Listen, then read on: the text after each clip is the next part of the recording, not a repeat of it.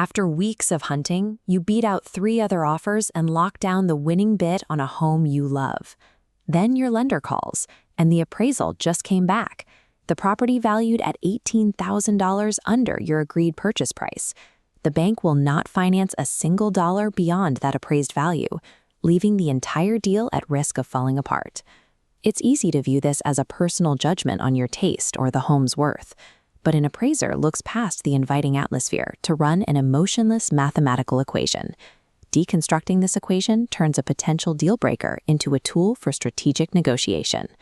The appraisal serves as an objective safeguard, ensuring neither the buyer nor the lender overpays for the asset.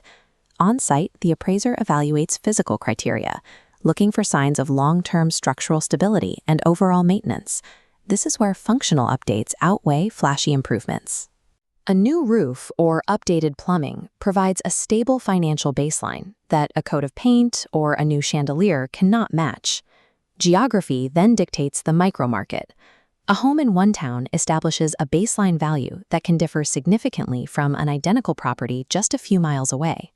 While a buyer sees a home, the appraiser sees a series of data points that justify the bank's financial risk.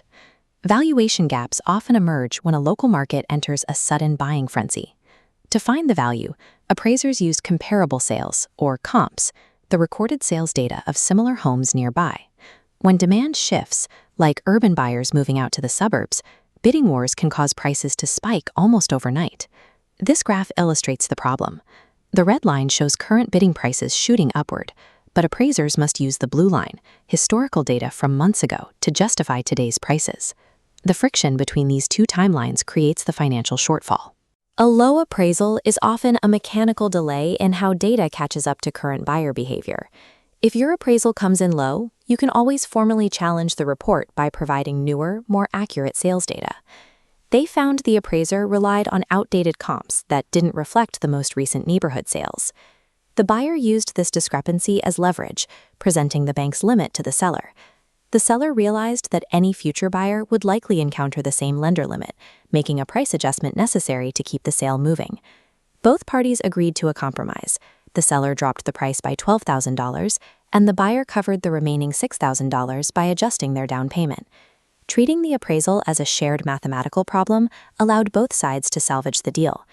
If your appraisal comes in low, you can always formally challenge the report by providing newer, more accurate sales data.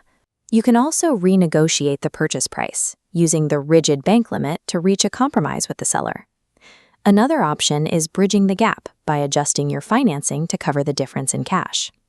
Finally, you can simply choose to walk away from the investment altogether if the underlying math no longer supports making the purchase. The appraisal provides the intelligence required to make an informed, calculated financial choice.